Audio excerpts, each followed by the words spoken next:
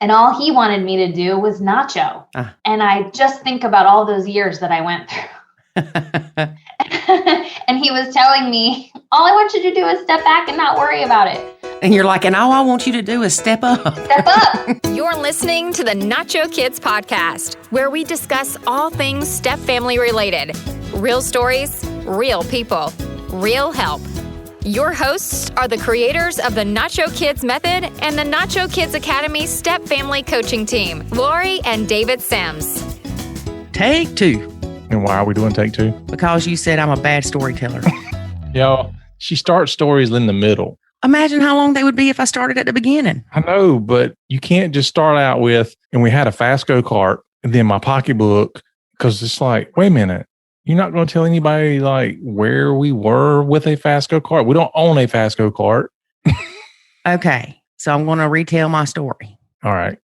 David's oldest triplet, Branson, was home in between his travels. Why are you talking the slow? Air Force. I'm telling the whole story. Now you're doing too much. See? I can't win. Tell the story, David. All right. Reader's Digest version. So we took Lori's kid. And don't call him that. Okay. We took Lori's baby's daddy's kid. And we took Branson to a go-kart track. And we got these faster super carts, and so Lori's in there, and of course she's got to carry a pocketbook around, and carry all these things that you don't need. And so she ends up getting hit on the track by a person we don't know at the moment. And it apparently knocks the gas pedal up where she can't reach it with her foot. And so she pulls over. After I tiptoe one lap around, stretched out like I was trying to be, was that little Gumby thing? Yeah. So she pulls over and has somebody come help her. And in the meantime, somehow she's got her pocketbook resituated. And she thinks it's like down beside her in the seat. No, I thought it was in the middle. Okay. So she gets... They don't even know the story. She gets stopped. It doesn't matter. It'll change next time you tell it. No, it won't. I'm accurate with my storytelling. So she gets stopped and she's like, where's my pocketbook? And, the first thought is it's somewhere on the track. And I'm like, I don't remember seeing anything scattered on the track. And I'm thinking I would have known if it flew out of the little car. I mean, you're going, 35, 40 miles an hour? Yeah. So anyway, you start looking at the cart and you're like, I see my pocketbook. It's right there. And it's kind of looks like it's underneath the cart, kind of. So I picked the back end of the go-kart up and Jackson reaches under and he pulls out the strap for it. And I'm like, oh, that's not good. And, initially I'm thinking that's all there is to it, but he reaches back under there and I'm like, okay, there's more. So he pulls her pocketbook out and that thing had been apparently dragged around the track. Now it's a smooth track too. Yeah. But that pocketbook had burn marks on it. It got dragged so much that it almost caught on fire. Yes, I said fire. Fire. Yes, some of the contents were charred. Yep. Some were melted. Yep. I got to buy Jackson another duck hat. Yeah, your phone fortunately survived. Yeah, it was protected by the duck hat. Yeah, you had a bottle of asprin or something that melted. Mm-hmm. It was crazy. Hand sanitizer. It was so funny. Never did find my chapstick, so it's somewhere on the track. That was hilarious. Yeah. Yeah, I looked at her. I'm like, please tell me that wasn't an expensive pocketbook. No, the sunglasses cost more than the pocketbook. Please tell me those weren't expensive sunglasses. I did learn a lesson, y'all. If you go into some kind of amusement park thing or whatever, don't wear expensive sunglasses. And my expensive sunglasses are not expensive to some people because if I pay more than $10, they're expensive sunglasses. So don't wear over $10 pair of sunglasses to these amusement park places because if they get broken and torn to smithereens and melted, it would have ruined your day. It would have ruined your day. Just think now, if you would have had $100 pocketbook, $50 pair of glasses, and all this stuff in there, and all that stuff would have got thrown away, your whole rest of your day would have been ruined. You've been miserable. Everybody else would have been miserable because you've been miserable. I was okay, actually. No, yeah, you were fine. You laughed about it, and everybody laughed about it. And then, honestly, I was just glad that the money that I had in the pocketbook was still there because I don't normally carry cash, but I had some in that pocketbook. Yep. So that was the first thing I checked on. Now the time for the big reveal. What? You want to tell everybody who hit you on the track? No, I don't. That caused all this ruckus? There's no need to talk about all this. It was your baby boy. Like an hour later. He comes. It might have been 2 hours later. He's like, Mom, I'm the one that hit you. Well, let me explain something. He didn't mean to. Oh my gosh. He said that he thought I like slamming on brakes or something. I don't know what happened. All I know is that we were having fun. Next thing I know, somebody knocks the crap out of me, and I'm not going anywhere because my foot's not on the gas. And I'm not long enough to stretch my legs that far. So I barely made it around one more time. And then I'm like, I can't do this. So I had to pull over and get little feller to help me. Isn't it funny how we make so many excuses for our own kids? Sweet baby. He loves his mom. If it would have been my kid, though. Well, Ethan knocked the crap out of me one time before. Y'all were doing that to each other. Yeah. But no, what I can't stand is people that will fly into the, I guess you call it the pit area, knowing the cars in front of them are stopped and slam into the person. That's what Ethan did. Is that what he did? Yes. We're not talking about my kids. We're talking about yours. No. We are talking about Ethan Riley Sims. We're not playing tit for tat here, Lori. Well, I'm just saying. I'm not titting and I'm not tatting. I'm just telling the truth. The truth is. None of that matters. So let me tell you a little bit about our guest today. Our guest today is stepmom Amy. Hello, Amy. She's been blending for 9 years. 2 stepkids, ages 19 and 20. 0 bio kids, 0 ours kids, but 2 doggies. So she's got stepkids 19 and 20. Uh-huh. And she's nachoing. Yeah. So the magic age of 18 didn't change everything? They don't magically disappear. Well, so why do these step parents have this thing on their phone that counts down till they turn 18? Well, David, if you would behave in the Facebook groups, you could ask people that. I don't need to ask because I understand the fallacy of the thought. Oh, Lord. One thing that Amy said reminded me of Ethan. What's that? She said that when she cooks, the kids don't tell her thank you. But when Dad cooks, they sure do tell him thank you. Well, of course. So, David, since I'm a sucky storyteller, do you want to tell the story about Ethan, future UFC Hall of Famer? Oh, he'll love you calling him that.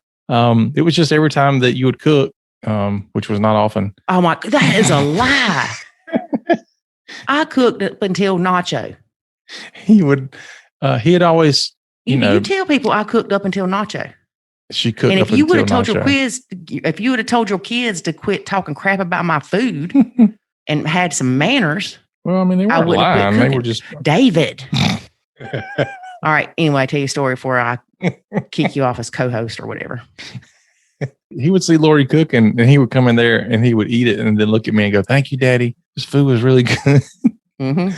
And sometimes they would even ask before they said anything, like, "Who made this?"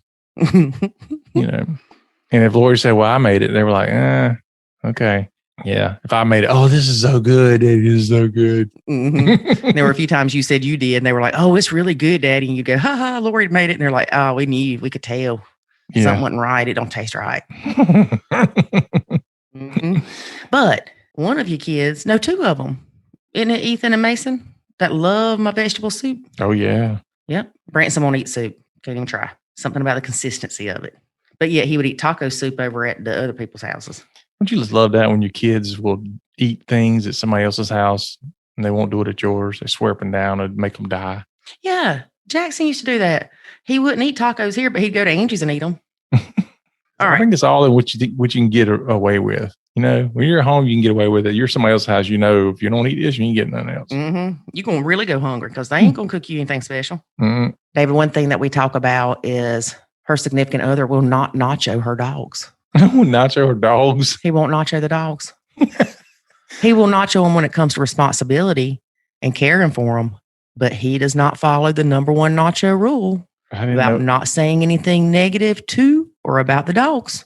The step dogs. Yes, we are going to have a stepdog version. It's going to be called Nacho Dog. And we're going to have a Nacho Dog Academy for people just like her significant other.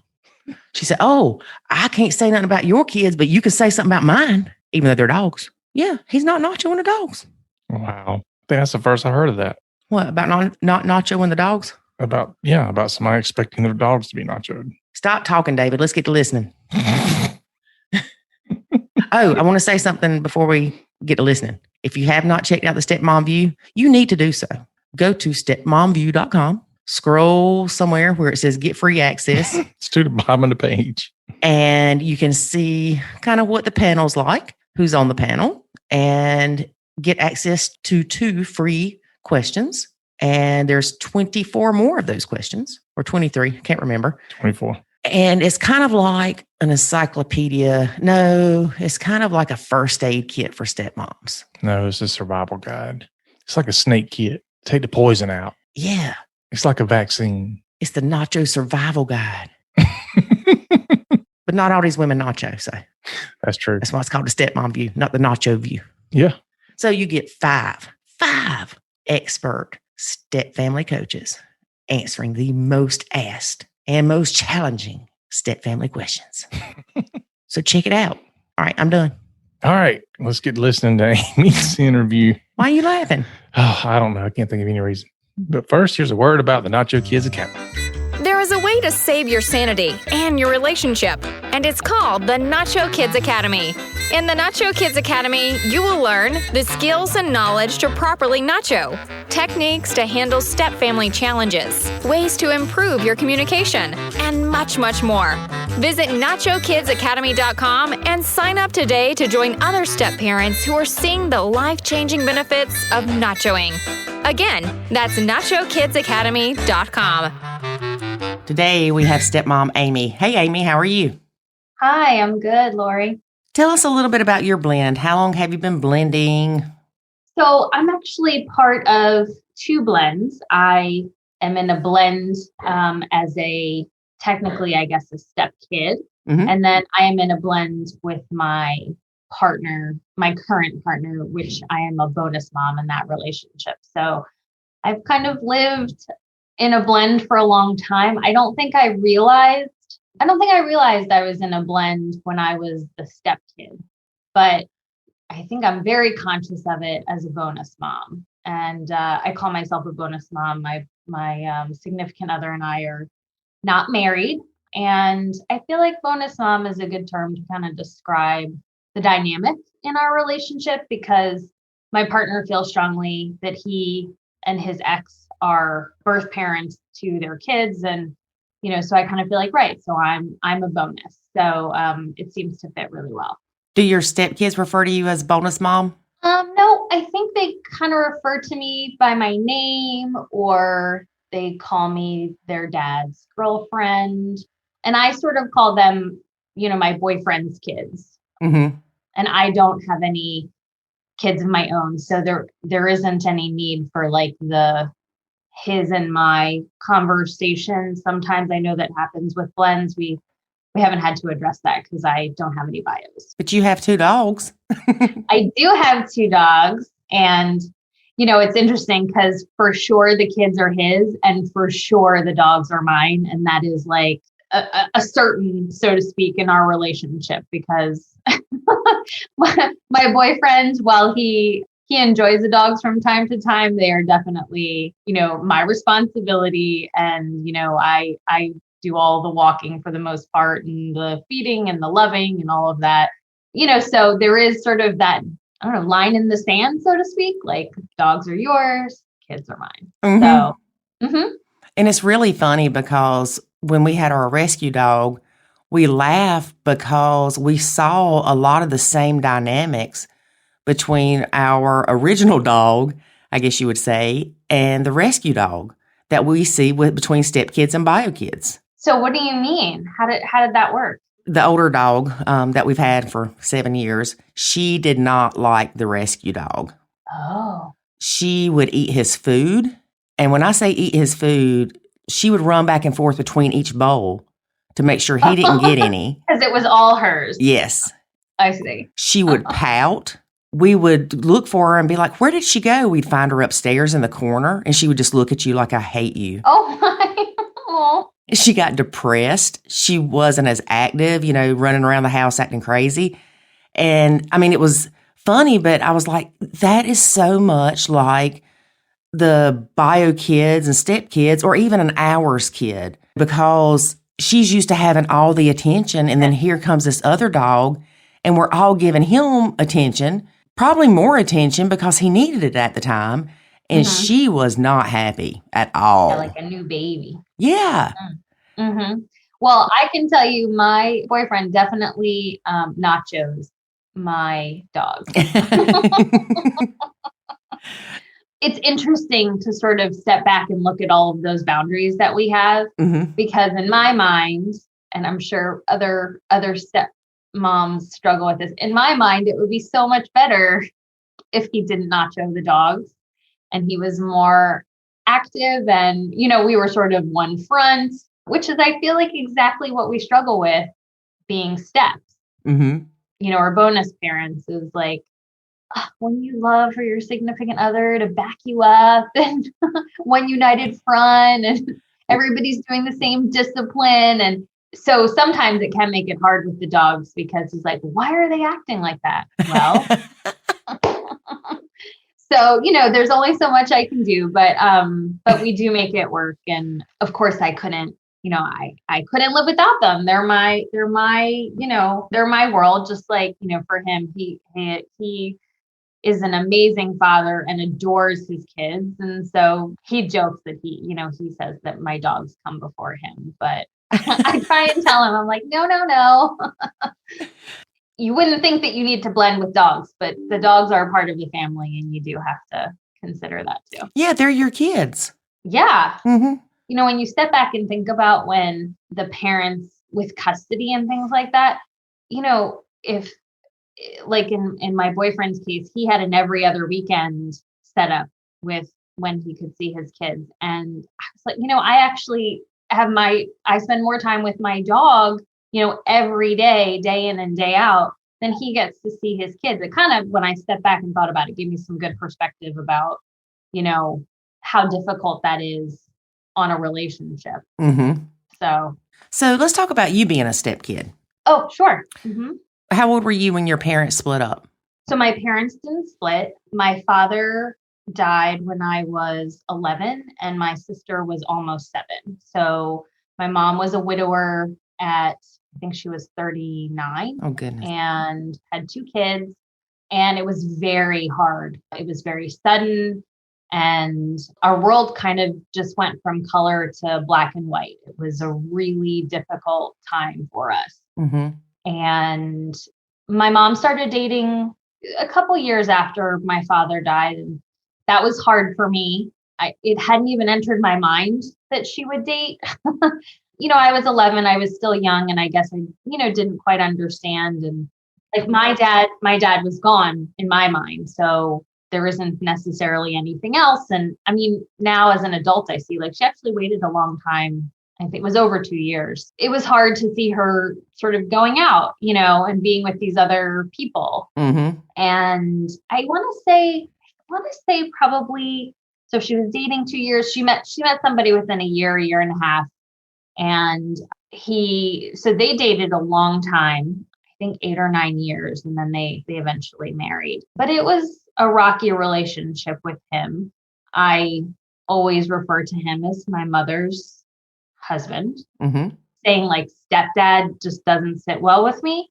But for me, there's a difference because, I had my bio dad and he was gone. So it's a very delicate thing, I think. And as a step parent now, I will say I do see his role differently than I did as a kid. I'm more empathetic for sure about how hard it is to be a step parent, but we still don't get along from time to time. We see the world very differently. And there's an added layer for us. We actually, my mother runs a company and we all work in the company.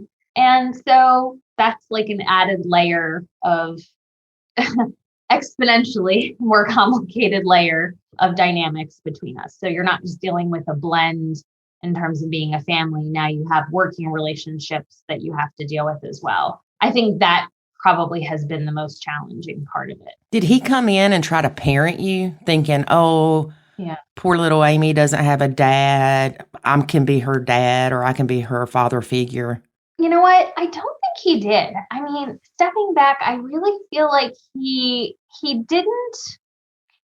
never tried to discipline us, but when he would sort of speak his mind, that wasn't welcome by me because I was a teenager and I had lost my father and I was depressed and angry. And so I can see how hard that was for him. I'm sure he tried in his own way, but it was very hard for us to connect with him. Mm-hmm. And I don't feel like he ever tried to step in and parent.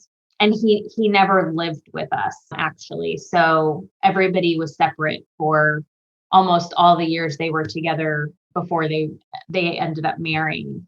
And I think that probably helped things a lot because it would have been probably really difficult for all of us to live together.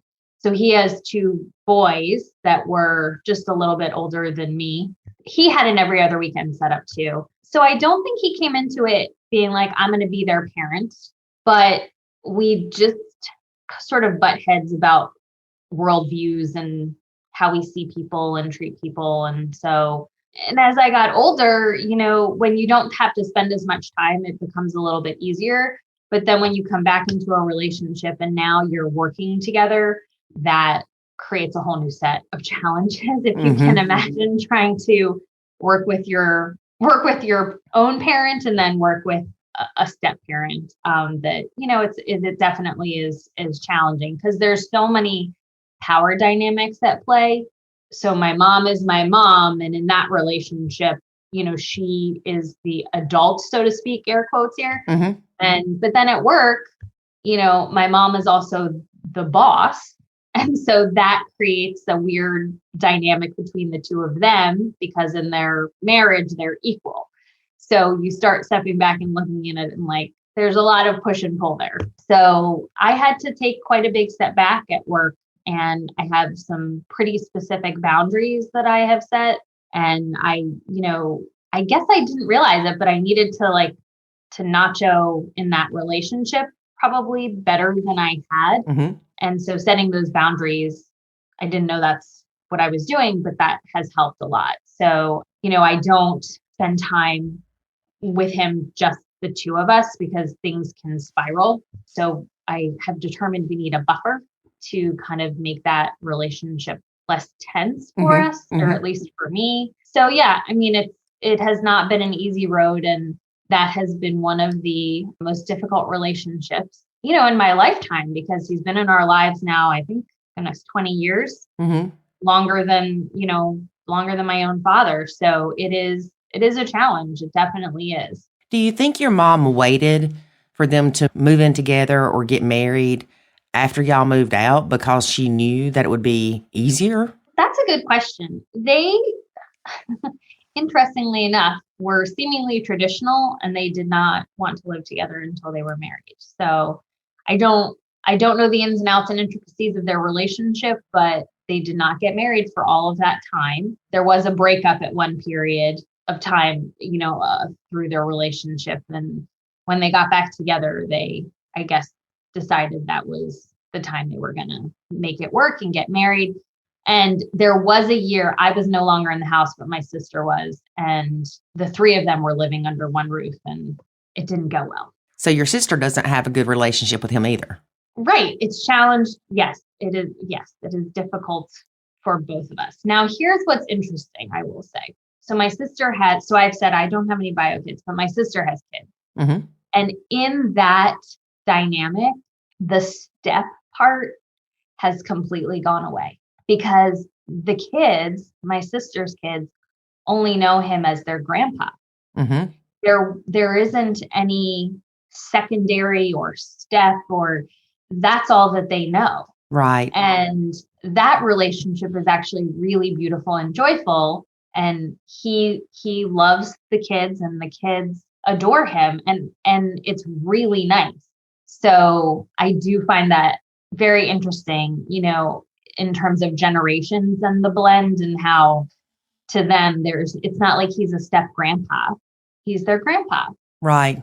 Yeah, because that's all they've known. Mm-hmm. He didn't come into the picture after they were born or anything like that. Right. Mm-hmm. So you met your significant other. Yes. He has kids. Mm-hmm. Were you hesitant to get into a relationship with somebody that had kids?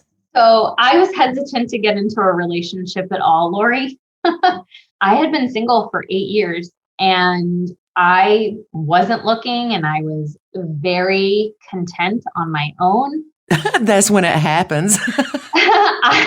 I would say happier than most of the people that I knew in relationships being on my own. Mm-hmm. I didn't have to tell anybody I was going somewhere. I didn't have to organize this with anybody else. There was no balancing of schedules and time, none of that. I was very happy. And I met my now boyfriend, but we were friends for a period of time, over a year, before we even really considered dating. And it took some serious convincing on my part. I knew that I didn't want to have kids, and the idea of being a step parent did not, I'm going to use the word intimidate, but I'm not sure if that's the right word. It didn't give me pause. Mm-hmm. As I had told you, I had lost my father, or my sister and I, we lost our father when we were young. And so I had taken care of her a lot. We have a almost 5-year age gap. And so just by default, if my mom wasn't there, which she was running this company, so she couldn't be there a lot of the times. And so, after school, I would make sure my sister was good at home and feed her and help with homework, all those kinds of things. And so the idea of sort of being in a step parent role it was fine with me. And I kind of almost liked the idea because then there wouldn't be any pressure to maybe have kids biologically. It sort of would let me off the hook, which, is a really, when you're picking a partner, that's a super important piece to sort of align with. Oh, yeah. Because that's, it's really a non-negotiable for the most part. We matched really well in that regard. So so I knew he had kids. I actually did not meet them when we were friends. When we were friends, we were going to meet at a party or something. So we were it didn't work out that I was going to meet his kids when we were friends. We had planned on it one time to meet sort of at a social party, and they didn't end up being able to come. And then eventually, months and months and months later, when we started dating, he was very clear, like I was not going to meet his kids until he knew that this was going to work, mm-hmm. that we were in this for sort of the long haul, so to speak. Right. And credit to him, because I have to say, he was very good about those boundaries. He was very good about the boundaries with his ex as well, which we can get into in a little bit if you want. But it was 3 or 4 months before I met his kids. And we had been friends. We knew each other for a while, and then we were friends for, as I said, over a year, and then we were dating for a while. So, he was very careful about introducing me. He did not want there to be anybody sort of coming in and out of his kids' lives, that would make them question anything. And when he introduced me, I was just a friend. His kids were 10 and 12 and beautiful, happy kids. And it was in the summer that we met, and he just sort of had me come around every so often. And eventually his youngest said to him, I think you should ask her out on a date. And that was his way of knowing that they were good with me being around. And so eventually, I think somewhere between Thanksgiving and Christmas, he told them, he had taken me out and now I was his girlfriend. And so that's how he played that. And I think it was very smart of him. He really wanted their buy-in to the whole thing, and, wanted to make sure that this was going to be a safe relationship for them too. Right. How often do you get the stepkids? So they're no longer under custody. They're currently 19 and about to be 21. So it's been a bit of time so when they turned 18, the custody order ended. Mm-hmm. So it's recent that both of them haven't been under the custody order. So let's see, I guess so it was, about 8 years that it was an every other weekend setup. So, and that was really all he got, other than if he were to go to school events, if they were in a sport or something like that. And he would go watch any chance he got. He would go to be with them and hang out with them when he could. But as they got older, which I'm sure a lot of steps and bio parents in this dynamic experience, they start having friends and they want to go do things sort of, on the weekends when you're supposed to have them. And as they get older, it's not just balancing between the two bio parents, it's also balancing between what the kids themselves want to do. So when the oldest turned 16, then she had a car, or she had a license and could drive. And so that sort of opened up them not necessarily coming as often, or maybe not staying as long, because, she could drive, and then they could go back, and do things with their friends, or, whatever the case may be. So at 16, the dynamic of the every other weekend started shifting. Okay. Yeah. And was he okay with that? Yeah, he was very prepared for it. I remember when they were younger, he was even saying to me, he's like, yeah, they're going to have friends and they're going to want to go do their thing. And so he's like, I'm just trying to soak up as much time as I can with them as I can now. Mm-hmm. So that, because I know it won't be forever. And he's very realistic. Sometimes it's scary and unwanted by me, because he'll say something and it'll catch me off guard. Whoa, that's almost like too real. But yeah, he adores them, but he's also not overly sentimental, if that makes sense. So he knows, like, I was a kid, like, I remember how it was, and I wanted to go hang out with my friends. And so, so he was years in advance prepared for that moment. Do they still live with bio mom? They do. So the oldest was in college and sort of at home on summertime break, if you will. But COVID really changed a lot. I mean, changed the world really for everyone. So they were at home with their mother during COVID. Mm-hmm. So that's where they've been. And during COVID, we actually moved to a different state, and it was all planned and the kids knew about it. And we were waiting until his youngest was graduated from high school. He didn't want to go anywhere until she was graduated, and ended up working out that we literally moved the week of her graduation, just how things ended up working out. Y'all didn't waste any time there. But I have to tell you, it was really him. I was happy to sort of stay where we were for another year or two. And he was like, nope, we're going. And I said, okay. So he knew that he would be giving up some of the proximity to being as close as he was. But we thought, okay, well, we'll put them on a plane and they'll come and see us. But with COVID, it hasn't, that hasn't obviously panned out. But now with vaccines and everything, we're able to travel a little bit. So he is going to be able to see them a little bit more, which we're both excited about. I mean, me too. I love seeing them all together and them being happy. And I can't say before Nacho that I would have been as excited about it. And now, I am excited. The relationship that I have with them now is much more fun, easy. And I feel like I have the tools now to step away when I can feel myself sort of going down a road of that anxiety and becoming sort of too wrapped up in their lives or what's going on. And, so now I can just sort of turn my Nacho on and I can disengage a little bit, and it puts me back into a good place, which helps everybody. So that's like a really nice feeling. So when I say to him, oh, I'm really excited for them to come down, I really mean that. Right. I really do want to see them. When did you start nachoing? So it's been a few years.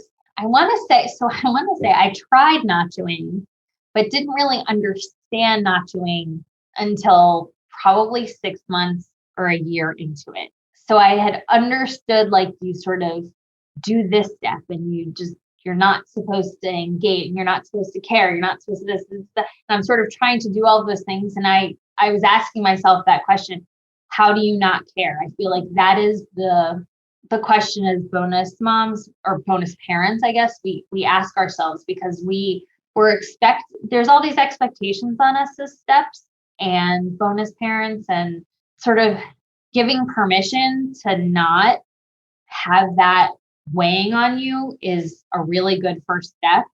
And then for me, the key to it was when it was on a post and either you or one of the other people commented and said, you cannot care more than the bios. Mm-hmm. And for me, that was like the little click that you hear in the lock, and it opened everything up for me. And I was like, oh, okay. All right. So there's two people that are parents to these kids. And if they're not caring like I'm caring, what do I need to put myself through this for? And that was sort of the moment where, I don't know, I just like when you open that can of soda and it just goes, like for me, that was that like release moment that I was like, okay, oh, all right. And all of a sudden I could, in my mind, put a distance between where I had been and where I probably am now. And I don't know, there's room to breathe. I can be less anxious. There was a lot of anxiety for me in the dynamic of the relationship. And now it feels so much easier because I don't have to care as much. I still can care if I want to, but it's like, no, if their dad's being chill about it, why do I have to be up in arms about any of it? Yes, exactly. And once we realize that, it is such a relief. It's very freeing. Mm-hmm. Yeah, very freeing. And so I had this difficult childhood moment, as we've talked about, and I deal, as many, I think, women and parents do, I deal with anxiety. And part of dealing with anxiety is you want to control everything, right? Mm-hmm. And being in a step-parent relationship, you're likely not going to control a lot. And so you have this push-pull and this struggle, and, you know, you're trying to feel like you matter and what you say matters. And it's so hard. And you're like, but I live here too, and it's my house. But in the blend, you're not equal sometimes, a lot of time. And if you can disengage in some of those moments and say, you know what, this isn't about me. Yes. That is really good. Yes. It just feels like the weight that you have been carrying, like wrapped around your ankles, mm-hmm. you know, trying to tread water, just sort of falls away. Right. And it brings such a different dynamic to the blended relationship. I mean, I swear I could feel the girls react to me differently when I was able to do that. It's like you're trying to hold on so tight, you're strangling the relationship. And once you can let go, like there's room for everybody to move and breathe, and it just works so much better. Also, the girls were getting older. I'm sure we all can empathize with one another about getting through the teen years. I know I was awful, you know, and I was dealing with a lot during those years. I'm just sort of beyond becoming a teenager. And, you know, and then there's just sort of regular teenage stuff and hormones and trying to test boundaries and privacy and all these things. And you're dealing with kids that are dealing with a divorced relationship. So there's all of those dynamics at play. Mm-hmm. And, you know, as they get older, all of a sudden personalities start coming out, and it just evolves. And I also, you know, when you had that moment where you sort of moved out of the house, and the relationship with for me, it was a relationship with my mom, because my father had passed, but it was so much easier to get along with her because we weren't on top of each other, so to speak. Right. Because there was that physical distance that sort of made room in the relationship for things to be a little bit easier and flow. Mm-hmm. So yeah, so now sometimes I think it cracks me up, like when we talk to the girls, and sometimes they'll be like, Dad, hold on, we want to hear what she has to say. Which I have to tell you, I mean, it might be so small to them, but it feels enormous and wonderful to me to feel like appreciated, like they want to hear what I have to say. Those are really special moments for me, because I feel like it shows how far we have come in this blend. Right. It's like you actually exist and you matter. Yeah. Yeah. For sure. And there's, gosh, I'm going to cry. Over Christmas this year, we had to do it remotely. So we sent each other boxes of gifts. And so I didn't grow up with Christmas, but they did. And Christmas is a very big deal to them. So I have learned their customs and sort of wrapped my arms around some of it, kind of taken hold of a few things and made my own customs with them. And so this year, doing it remotely, I think we were uncertain about how it was going to go, right? Because we always got to spend it together. And I was thinking, oh gosh, my boyfriend's going to be so sad because he's not getting time physically in person with his girls. And this isn't what we planned. And it was our first Christmas away. And so we get on a Zoom together and we turned on our cameras and we each got to open our gifts. And it actually was really fun. I know we would have loved being together, but we had a great time together this way. And at the end, his youngest daughter says, we're really lucky that we get to have this time together, that we can afford to have like laptops to have this call and Zoom meetings, and we can send each other gifts. And she goes, I'm so grateful and thankful that we can do this and still feel like a family. Oh, I know. So, those are the moments that you cherish. Yes. And you will never forget that. Exactly. It's amazing. COVID could have brought out the worst and it ended up bringing out the best. Right. Now, how far away did y'all move from them? So we're about 1,000 miles away. We were in the Northeast Mid-Atlantic area, and now we're in Florida. Oh, awesome. Yeah. Well, that was the weather was the impetus for the move. No more snow. But it does get hot, girl. It's, you know what? It does, but it got hot where we were. So I just sort of think of it like, if it's so hot, I'll just go inside and sit in the air conditioning, as opposed to in the wintertime when it's cold and we're inside trying to stay warm. So, yes. It's sort of just a trade-off. But it's beautiful here. It's sunny most days. And we don't have to worry about shoveling snow, which was one of the main reasons that we moved. Mm-hmm. So when you started nachoing, you could feel the pressure relieved from yourself. You could see the difference with the stepkids. Mm-hmm. Did your husband know what was going on? Well, he's my boyfriend. Yeah, your boyfriend. And so I didn't tell him that I was nachoing. Mm-hmm. It did come up in therapy. He had asked, so we actually went to see 2 different therapists together. He had asked me to go after we came back from a family trip. And I just, I guess that was a bad trip, huh? Yeah, I was miserable because there's nowhere to go. And all those tools that I felt like I had to make a separation, I didn't have at my disposal when we were away. So and there was a lot of pressure from my boyfriend also about my work schedule, because I used to work and while we were away. And so I'm working in the mornings and then the girls would sleep late and then we get up and try and do something. And so that part of it sort of worked, but I'm feeling the pressure of working. So that it didn't drive well. It didn't go well because I'm having it to be in work mode in the morning and vacation mode in the afternoon. And I'm just going to tell you, I'm not great at relaxing, just generally. Mm-hmm.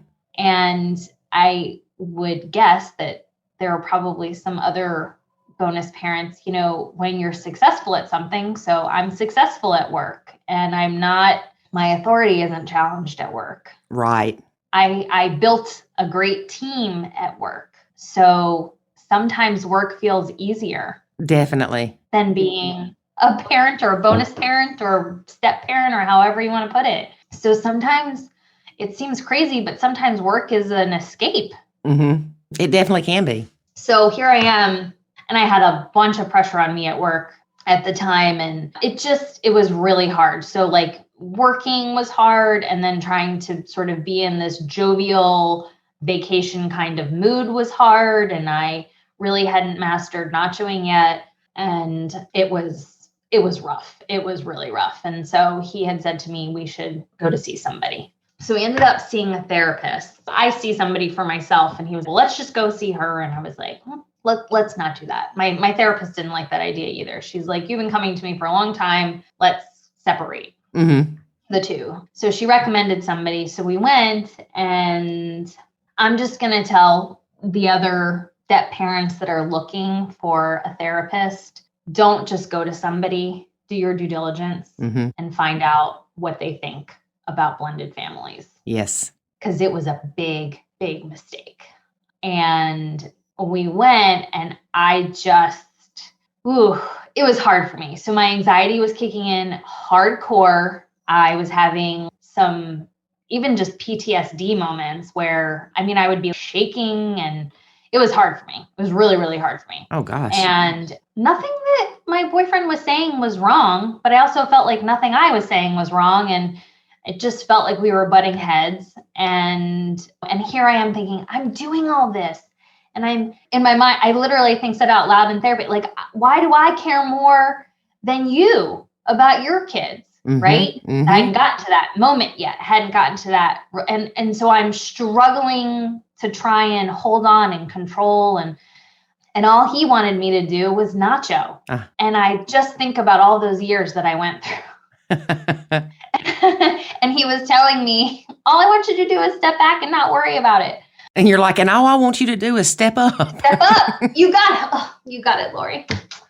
So we struggled, and I got the dreaded comment from the therapist, you knew what you were getting into.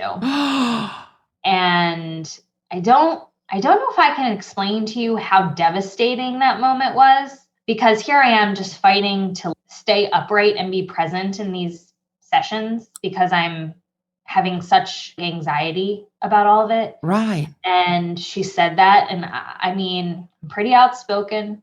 I will stand up for myself and those that I love. And I just felt like crumbling. I was like, oh my God, I have no support. This woman has no understanding of what this is like. And I felt defeated. And to hear it from a therapist was really devastating. Well, she's a brave soul, because I know plenty of stepmoms that would have punched her in the face. Yeah. Well, I think had I not been having the anxiety attack, I probably would have, or screamed at her. Yeah. Or been like, lady, you're crazy. Yeah. I think I was so broken about the whole thing that you think about like, well, what would you do if something happened? If somebody were to come up and try and take your bag from you, and you think you'd do one thing, but is that actually what you would do?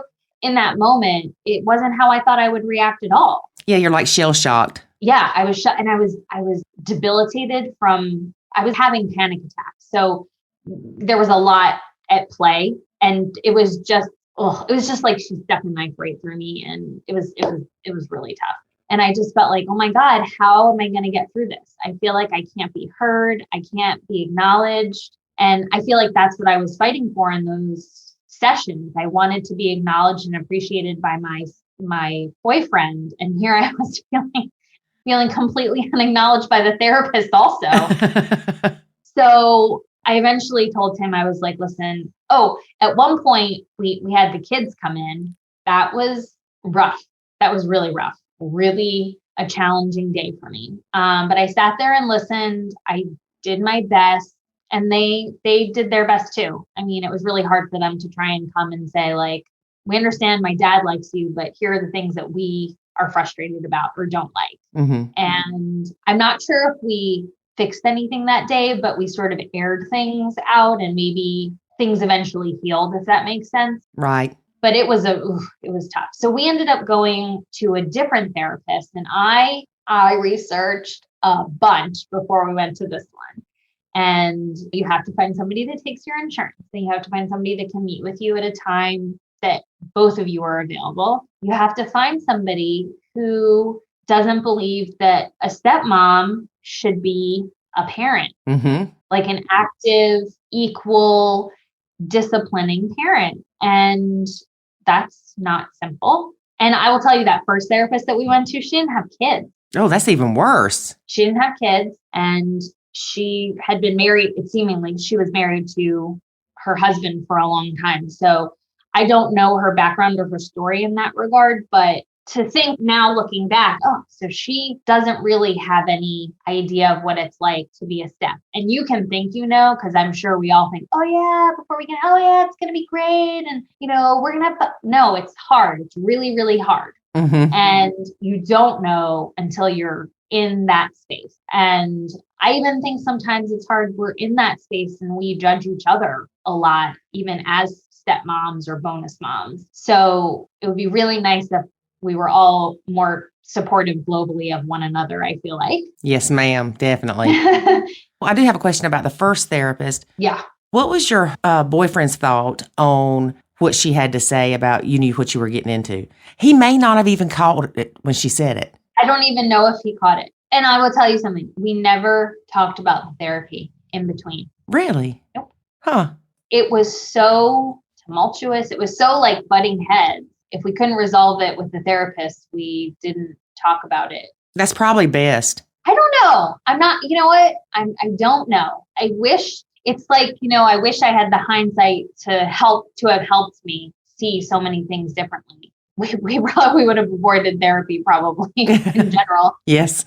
But I think I was struggling with a lot of things in that moment. I was struggling with being a bonus parent. I was struggling with how I saw my boyfriend, this man that I loved, and how did I feel about how he was treating me in the dynamic of this blend. Mm-hmm. How did I feel about how he was parenting his kids, which plays a big role sometimes in these things. And then I was battling childhood trauma. I was battling not liking this therapist on a level that I didn't know was possible for a therapist. They're supposed to be neutral and all this, and then she comes out of left field with that, and I was like, oh my God. And it turned out during this time, we had started seeing her, I think, toward the end of the summer. Mm-hmm. And my boyfriend ended up having a medical crisis and had to be in the hospital for several days. And that put us on a whole other challenging path. So on top of all of those things, we were dealing with this medical issue for him. And it took months to get him diagnosed, and he couldn't walk, he couldn't drive, and it was a scary time. So nobody diagnosed me, but I would say that I was depressed. And it was a very, very, very hard time. Mm-hmm. But I never left his side, and we were still going to this therapist when we could. And I just felt like she was just, I don't know. I didn't want her to be on a side, but it just felt like she was against me and not for us. I don't know if that makes sense. Yeah, it does. Yeah. So, and here I am trying to lift him up when he's in this really delicate place. And so it was a very hard time, and not going back to her was one of the best things that I did. And I finally spoke up and said something like, we're done. Like, I can't go back there anymore. And I said, let me try and find somebody else. So I did. And so I did find this other person. For the most part, I mean, I was very upfront with her. I told her that we went to this other therapist, and she told me that I knew what I was getting into. And that was really traumatic, because I need somebody who's going to be more neutral and, trying to be supportive of everybody in the relationships and not pointing fingers. And she was not a step, but she did have her own kids. Anyway, so it was a much better dynamic. It really was. And she was helpful in getting us to see more of each other's sides than before. And also during that period is when I really came around to nachoing, and I would talk about it in the meeting. And I had no idea. I thought your theory was like, everybody knew about it, and I was late to the party. And so I would say to her, I'm like, oh, do you know about nachoing? And she was like, no, I've never heard of it. I'm like, oh, well, it's this great thing where it's like, they're not your kids. And so it's for the birth mom and the bio dad to like parent the kids. And I'm explaining this whole thing to her. And she's like, uh-huh. So I was super proud of it, just so you know. And there were moments where it felt to me like she was like, yeah, this is really great, right? You don't have to worry about it. If he's not worried about it, you don't worry about it. But there were also moments in time, and I still do struggle with this, and I'm sure other blends do, is that you hear bio parents say all the time, my kids come first. My kids always come first. Mm-hmm. Well, I'm going to say something controversial, but I don't agree with that. Your kids should come first a lot of the time. But for me, it doesn't need to be a steadfast rule. They don't need to come first every single time in every single situation. Right. It shouldn't be a blanket statement. Yeah. Well, and I think for bio parents, especially ones that are divorced, they say it as a blanket statement. And I think that there are times that your partner or your relationship or even another family member, like a parent, if they're ill or whatever, they should come first. It shouldn't be that the kids always come first because, well, I have a whole theory about it, but there are times and places. And so what I'm trying to say is, yes, there are certainly times that kids should come first, but it shouldn't be all the time. And so we did have this push and pull in one of our sessions where the therapist was like, oh, no, but yeah, my kids come first. And I was like, well, I don't agree that should be what it should be. They should come first a lot of the time, and that's okay. Yeah, so there's still, I'm sure for a lot of step parents, these moments where you're like, we've talked about it, we joke about it sometimes, but I know that I am second. It's his girls and then me. Mm-hmm. And sometimes it feels totally fine and sometimes it doesn't. And that's normal too. Yeah, I have to just kind of process it. It's not that you're less. It's just as a parent, you have that responsibility to take care of your kids. And just because they grow up and even move out, it doesn't go away. So that would be like, I'm trying to compare it to your dogs, which I know is probably a bad analogy, but say your husband wanted to go out of town for a month and you didn't have anybody to watch the dogs. And he's like, well, just call any pet place and have them watch them. Right. Mm-hmm. And you're, no, I don't know those people. Right. And he's, oh my gosh, come on. They do this all the time. Send them to a pet boarding place. It's fine. And then you're like, no. So I'm telling you, if it came down to it, you'd be like, no, you go by yourself. I'm not leaving my puppies in this place. You're probably right about that. But I don't know how to say it. Sometimes feels like when bio parents say that, it just feels like if the kids want something and you want something else, it's always going to be the kids. And that, I guess, by default. And I guess my point is it shouldn't be by default. Right. You should weigh each situation. And sometimes it shouldn't be what the kids want. Or does that make sense? Yes, ma'am. Obviously, you have to meet their needs, but it shouldn't be that the kids always get what they want. No, it shouldn't be. And I think a lot of people say it meaning that if it came down to it, if my husband told me I had to choose between him and my kid would win out. Yes. I think that's the general sentiment. But we were sort of talking about it in therapy. I was trying to think of the example that we were using. Like you want to go eat Chinese and they don't. Yeah, a very simplified example. Yeah. But generally, he only got to see his kids every other weekend. So in retrospect, that's not a lot of time. I also thought about it when I was trying to kind of put myself in my boyfriend's shoes. For me, I started thinking about why doesn't he want to discipline, right? Because I think that's like a lot of why we feel like we have to Nacho, because he's not going to discipline his kids and they're acting out or they're talking back or they're not talking to you. We get that a lot, right? They don't say good morning, or you ask them a question and they won't talk to you, and you get that teenagery kind of moment. And so I had been in a long distance relationship years ago, and I kind of all of a sudden it occurred to me when I was in that relationship, we didn't talk a lot about our problems when we were face to face with one another, because you only got the weekend, right? Because we were working and he was in school or whatever, and you only get the short amount of time together. Right. So do you want to argue? No, you want it to be fun and you want it to be. So I can see that same thing happening in this dynamic, right? You only get a couple days every other week. Do you want to spend it disciplining or grounding or whatever the case may be? You didn't do your homework and so now I'm going to take away your phone, whatever it is. Right. No, you want it to be fun. You want to have a great time and go out to eat and make memories and have fun together. So that really put into some good perspective, at least for me, to understand, because we call parents Disney dads, and there's that whole topic, but I can really see why things sort of fall together that way time and time again, because you just, you don't want to spend that time arguing when you could be having fun. Right. We had a lady that she told her husband, stop parenting them on the weekends that you have them, because they had them every other weekend. She said, and enjoy them. Wow. I know. I wanted to send her a prize. She was a unicorn. Yeah, exactly. Wow. I was impressed. So was she. Mm-hmm. But the thing is, and it's like you realizing that is so important, because otherwise what happens is all of a sudden this person you love, you start looking at them differently. 100%. You start looking at them like, oh, they're wimpy. They won't even stand up to their kids. They're not who I thought they were. And the next thing you know, you're almost disgusted by their behavior as a parent. Yeah.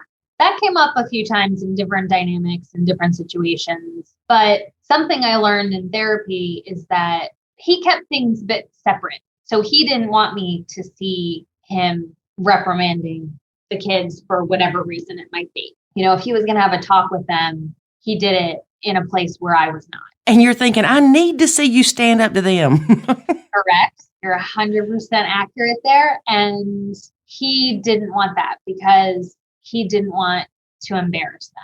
He had felt like when he was a kid that he felt like he was embarrassed that way, and he didn't want to do that to his kid. And you're exactly right, Lori. I was like, no, I need to see, I just watch you and it goes on and on. I'm not going to see you say to them, don't do this or don't talk to that person that way. But I just had to accept it at a certain point and say, at least he's doing it, right? Mm-hmm. And I got to tell you something. As you're in it, it doesn't feel good. I totally get that. But they're now, well, technically they're adults, but they're still growing and figuring things out, and they're great young women, and it does work out. So all these things that I worried about or wanted to teach them, some of it is coming up now, which is really cool. And I feel like sometimes there are some moments where you have that I told you so moment, but now when you nacho, you just have it quietly to yourself and you're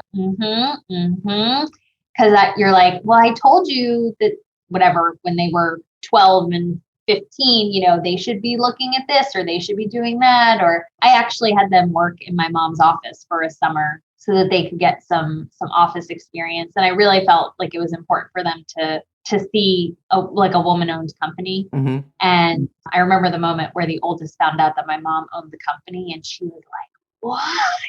Oh my God. And I could see in her eyes, all of a sudden the possibilities in her mind just multiplied. Well, your mom is running a company. Like, why couldn't I do that? That moment. And so when they were doing it, they weren't grateful at all. And they didn't want to do it and get up early and all this stuff. And now it's on their resume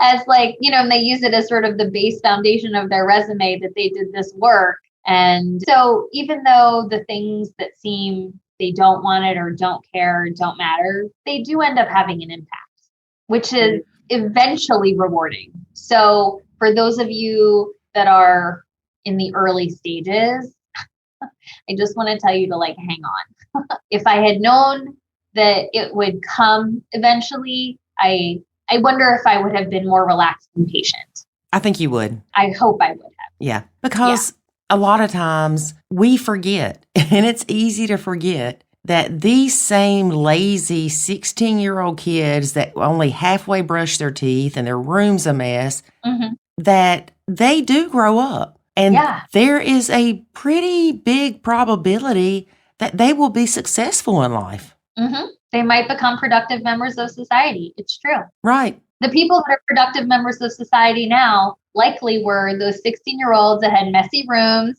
and didn't brush their teeth. Yes. It does happen. It does. There's an evolution. And you just have to be patient enough to wait for it. And I got to tell you, I am not a patient person. I've learned to be patient. We'll put it that way. Did you learn to be patient through your step-parent relationship or in other ways in your life? Through the step-parent relationship. Step-parent, okay. Yeah. It teaches you all kind of stuff. It does teach you tools though in life to not just deal with just your stepkids. I mean, like you said, you can nacho an in-law. You can also nacho your own family. Mm-hmm. Yes, ma'am, I do. Yeah, you can choose to do that. So I nacho David's family. I nacho the neighbors. I nacho a lot. Yes. Yeah. And I think having something to putting a name around it, just, I don't know, ties it all up into a nice bow. And you're like, oh, this is what that means. I'm going to nacho somebody. Before I would say, well, I'm going to cut this person off, right? Like if I'm not having a good interaction with them and I don't have to, I'm just going to cut them off. But now I can still be in a room with them and I can nacho them if I have to. Right. And that, like, it's such a gift in some ways. I do see women, mostly women, asking like, well, what do you do? Like, how do you curb your anxiety? Which is something that I have been dealing with for a lot of years. And one of the things that I make sure that I have now is, so instead of trying to control the situation, I have a list of things in my mind that I can do to control my own self, to take me out of the scenario that I'm currently in. And so that feels like power to me. It is. Yeah, I can take myself away with still being physically in that situation. Or sometimes maybe I can take myself physically out of the situation. And it just, there is such because you have that power, the anxiety level just reduces so much because you now know like, oh, if I'm starting to feel anxious, I can do one of these 3 or 4 things and buy myself some time till we can leave or calm myself down. So, it is, for me, one of the best tools that I think I've learned in the nacho, other than not to care more than the bio parents, that for me has really helped me. No, you mentioned your husband had a medical emergency, and I didn't want to dismiss that. Is he okay now? He is. He was diagnosed a couple months after the issue arose, and very grateful to a friend of mine who is a doctor. We told him what was going on, and he got him some help right away. After the diagnosis, he started about a year of therapy. And so I was with him at every appointment, and he worked hard between every time we went to get his exercises and everything. So he is doing well. He can drive, he can walk. He still has his challenges, which is one of the main reasons why we moved out of the cold weather, because that makes things a little more challenging for him. So he was really ready to go. But yes, he is doing well. And thank you so much for asking. I'm glad he's doing well. Yeah.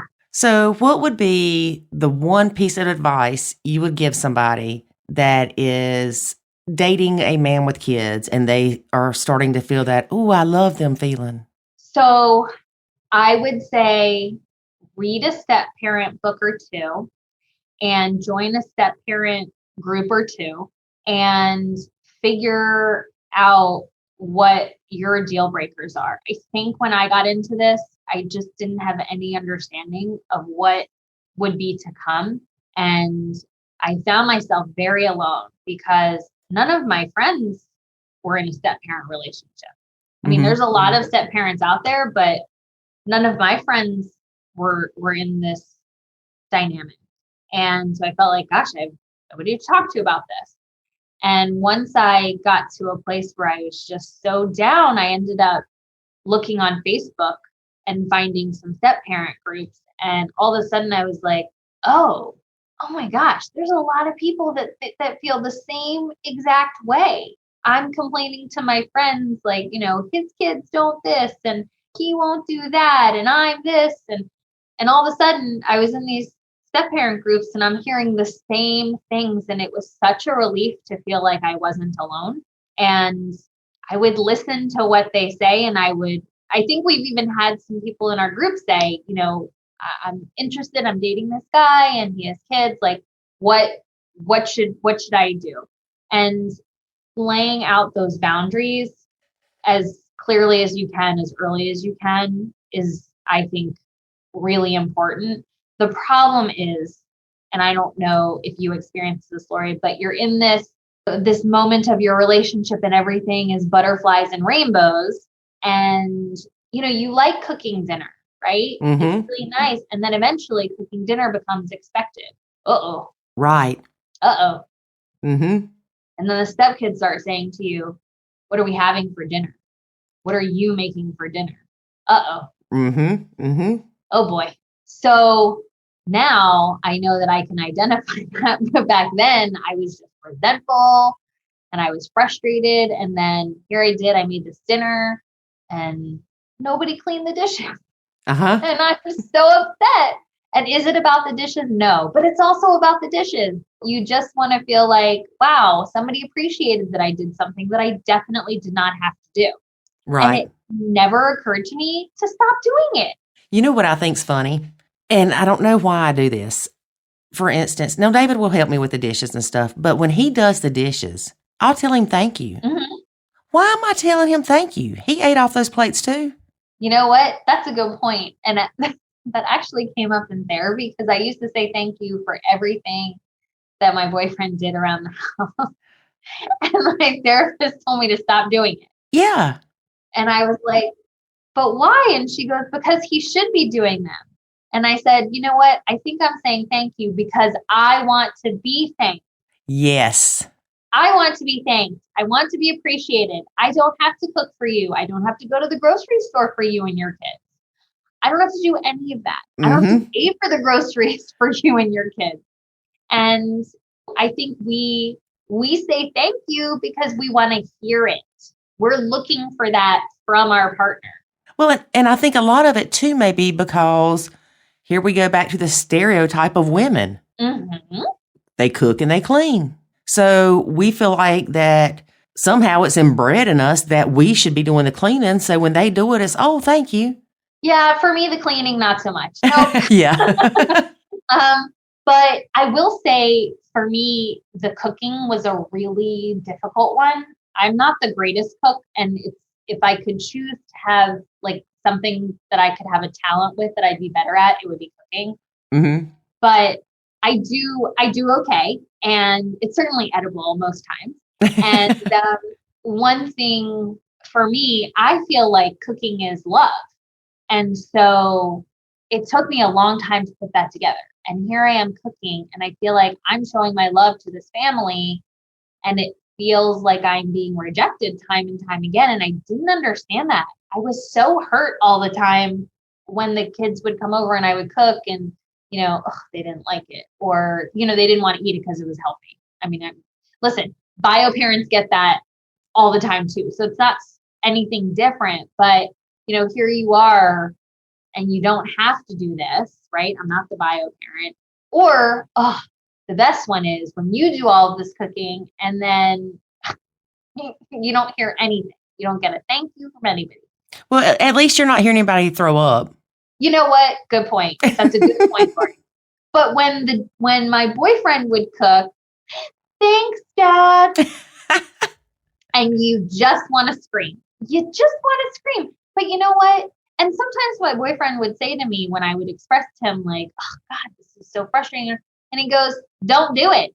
He was telling me to Nacho. Uh-huh. And I was like, but. No, mm-hmm. I should have listened to him. But I was fighting with myself because this was the way I was showing this family love. And I kept getting rejected over and over. And then him saying to me, just don't do it meant to me, oh, well, don't show your love. And it was really hard to come to terms with that. Right. And so now if I'm going to cook, I have to do it because I want to. And I cannot do it because I'm expecting to get a thank you. Yes, you have to do it without expectations. Yes. And so it's a hard pill, hard lesson. But when you come around to it, it's so much easier. It's so much easier. If I don't want to go to the grocery, I don't have to go to the grocery store. Right. They're his kids. If there isn't food in the house, he can figure it out. And I guarantee you, he has no problem driving to some fast food, whatever that they want. Because even if I went to the store and I make a beautiful meal, can we get burgers? Can we get chicken? Whatever. Mm-hmm. Okay. Yes. All right. Have a good time, Mm-hmm. And now it's not with resentment. And now it's just, it has become so much easier to have that separation. Like, it's not me. They're not saying, oh, I don't want your food because I don't love you. Right. It's not you. Yep. And also the difference is that we have had these moments now especially between when their dad was ill and now. He has told them how much I helped him. And I didn't know that. Like I said, he has his own separate conversations with them. And they've told me that how much they appreciate that I've taken care of their dad and that he's so happy with me. And for the kids to recognize that, woo, huge. Yes. Huge in our relationship, because now it feels like I'm acknowledged and accepted. So those moments when the dinner doesn't work out or whatever, it just doesn't sting like it did because we've sort of gotten over that hump. And I feel heard. I feel like I'm part of it, not an outsider. And you're giving things the proper emotional weight. Yes. That's a good way to put it, Lori. I hadn't thought about that. Mm-hmm. When I felt alone, like as a step or a bonus parent, as soon as I connected with those other Facebook groups, I hadn't posted anything. I was just reading, and all of a sudden there were other people like me. It felt like if I was on a boat that I had been sent, that we threw the rope and now I was connected to land. Yes. That it is like you're floating out there by yourself, and then all of a sudden you have a connection point and you're not by yourself. Right. And when you're alone, I mean, there's a reason people go crazy in solitary confinement. Your mind is spinning and you don't have anywhere to land to be a lighthouse to sort of bring you back to center. That's really important when you're dealing with anxiety, right? To feel like you're grounded. I don't know how you figured out how to put all of those pieces together and call them Nacho, but you're a marketing genius. You're a psychotherapy genius. It is so helpful, the tools that you have put together for step parents, because I know that I would not still be in this relationship if it weren't for Nacho.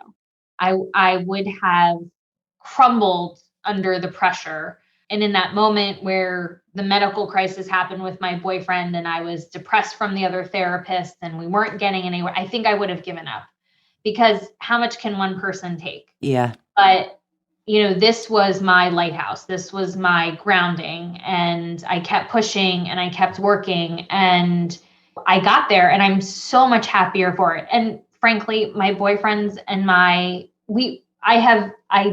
love him, but we have built such a great life together that I feel very lucky that I was strong enough to stay and figure it out. And I wouldn't have been able to do it without Nacho. Well, you just remember you did the work though. And it wasn't easy. Yes. I know it wasn't. Thank you. I will take credit for that, but I'm just so appreciative of, there's an amazing moment that I had in therapy, and I had all this stuff happen in my childhood that I had told you about. And, somebody put a word on it, and all of a sudden things made so much more sense. And I was like, whoa, that's what all that was. And all of a sudden pieces of my childhood, kind of a puzzle, came together, and I could see things so much more clearly. And to me, I don't want to say that's what Nacho is, but having all of these tools in the toolbox to use, like, nope, okay, not caring more than the bios doesn't work here, but, I could disengage. I can do all of these things. Oh, the other one that's great is don't say anything negative about the Stepkids. Yes. That's a big one. Stepped in that hole a bunch of times. Not pretty. It's a stink deep hole. It's real bad. But now, I'm like, oh, nope, don't say that. Reverse. So it has given me a way to function. So I'm like, no, don't go down that road.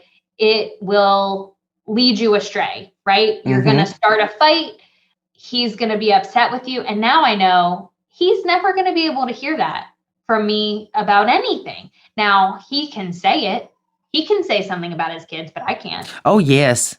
And if he says something, don't you dare jump on that bandwagon and go, yeah, da-da-da-da-da. Yeah, that's when you just sort of cast your eyes down away and you're like, What do you think about that? Yep. Is there anything I can do to help you with that, honey? Yeah.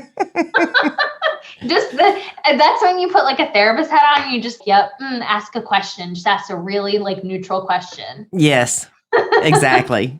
Yeah. But the other thing now, not to bring it all back to my dogs, but why not?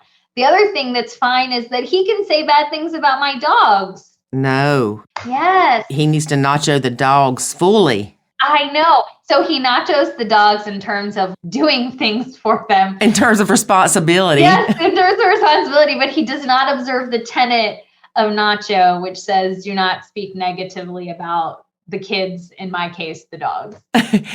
You should look up the blog where I did the 10 Nacho do's and don'ts and change it where it says Stepkids and put dogs. Okay. I'm going to post, maybe I'll go through and I can make a little sign for the house.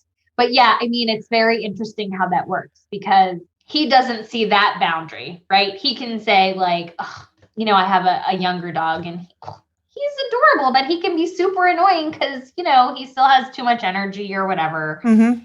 And, so he can say something about that, but I can't say anything in that realm about his kids. But I've learned that lesson and I know that. And I also, at a certain point, would I like to explain it to him? Yes. But do I also understand that that's going to be a fight that's going to bring up a whole bunch of stuff that I don't want to sort of hash out? Yes. Yeah. So, I mean, unless it gets to a point where it's really problematic. But, sometimes they can't even see the hypocrisy of it. You can't say anything about my kids, but I can say stuff about your dogs and that's fine.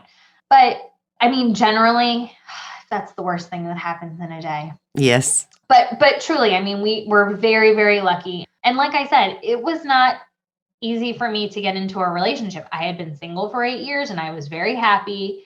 And I'm thinking to myself, oh my God, I was so happy being single. Like, what am I doing? What am I doing? But he is a wonderful man. He is a great father. And it's a double-edged sword. Those things that make him a great father are also things that drive me nuts in terms of nachoing, right? Like you want him to do more. Yes. Way too often, the reasons we fell in love with our significant others is what will drive us crazy about them.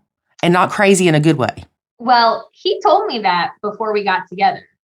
So he said to me, are you sure about me and the kids? And I'm thinking, now you're asking me, you've been begging me to be in this relationship with you. And now you're, let's check in. And I'm thinking, I'm frustrated, right? So here you're trying to make me fall in love with you.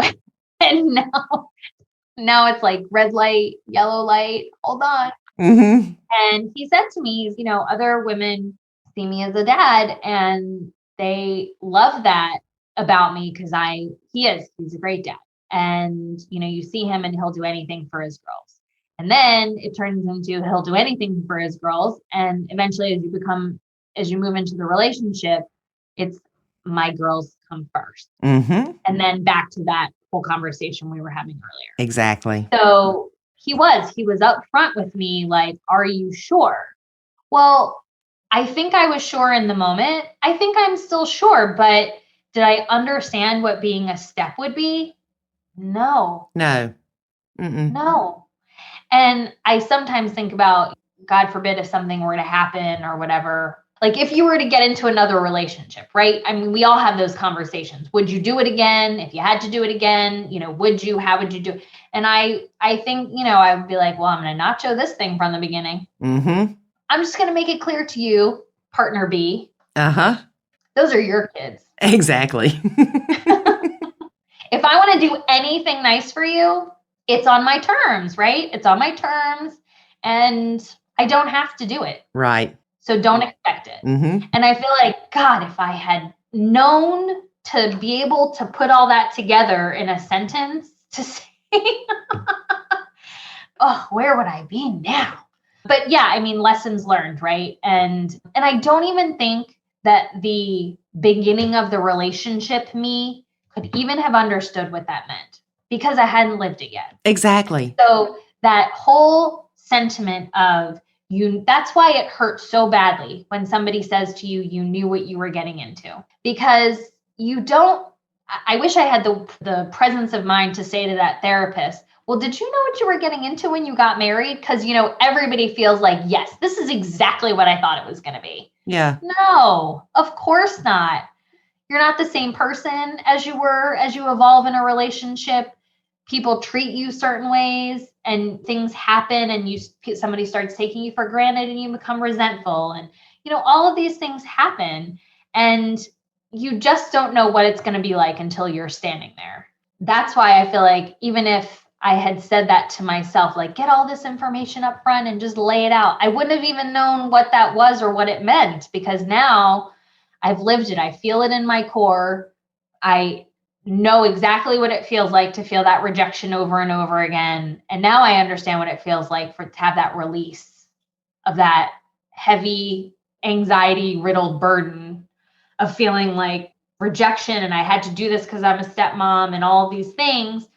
And now I know, well, I certainly would approach it differently if I had to do it again. Mm-hmm. But the answer to the question is I would do it again. Right. I would too. I definitely would. Yeah. Well, Amy, it has been great having you a guest on our podcast.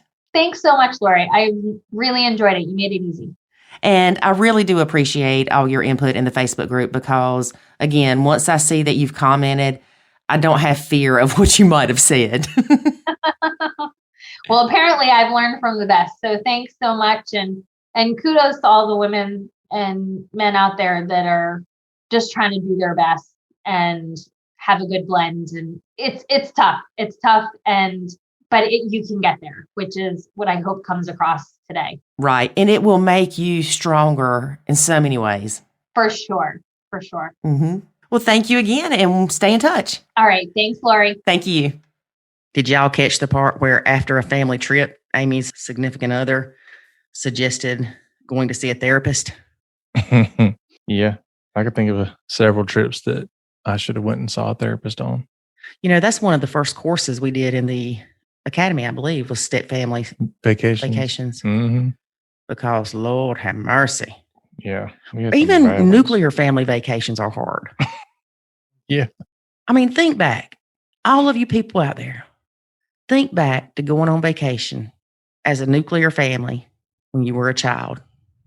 Did y'all not have times that were not happy? Absolutely. Matter of fact, we got pictures of times when me and my sister were younger that we were miserable. I'm talking like everybody was just angry. And it showed on our faces too. I remember this one picture we got. It's like me and mom and dad are kind of standing closer together. And then my sister's like 5 feet away because she's mad. Everybody's mad. Everybody's got this look on their face like they're ready to kill each other. Yeah. So why would you take a picture? I don't know. Everybody get together and take a picture. I can hear your mama saying that. I don't know. Honestly, I think get your butt over here and smile. I think it's one of those things where, you walk into the theme park or you're somewhere in the theme park and somebody runs up to you and like, let me take your picture. Oh, yeah. And I think we're like, Those step family vacations. Woo. Yeah. But yeah, we had some terrible family vacations as a nuclear family. Mm-hmm. And our blended family vacations in the beginning weren't any better. No. So. No. Well, I think a lot of that was because of where we were going to. I knew the person, so I felt responsible for their house. Mm-hmm. It's don't break this, don't touch that. And then sure enough, one of them breaks something. It was too small. Yeah. But I think our most memorable vacation so far has been the cruise we took the kids on. Yeah, we were talking about that with Branson here. Yep. So that was post Nacho, and we all had a great time. Matter of fact, they all keep talking about, we need to do another one. We need to do another one, which is going to be interesting to see how that'll ever happen again. Our Florida trip wasn't that bad until we went to that beach that we didn't realize that you had to park a mile away from the beach, and it was hotter than 17 cents, and nobody had anything to drink. Yeah, I think that's the one I let y'all stay out on the beach. Mm-hmm. I went back to the car. David's not a beach bunny. No. Well, it was 120 degrees. Yeah, but you're already there. You can stick your feet in the water. The water was 120 degrees. It was not. And plus, everybody was dying of amoebas getting on them on the beaches. They were not. And some dude got struck by lightning on the beach. That's a completely different trip. You are so confused. Don't matter. It still happened. All right, y'all. We're going to quit yapping. All right. Stop flapping your jaws, David. Okay. All right. That's all, folks. Thanks for joining us. Join us next week when you hear another exciting episode of What in the World's Happening with David and Lori. That's not the name of the podcast. It will be. No, some people won't like that. And some will. All right, folks. Y'all have a great week. See you next Friday. And remember, life is good when you nacho. Thanks for listening to this episode of the Nacho Kids Podcast. Find us online at nachokids.com. Until next time, remember, life is good when you nacho.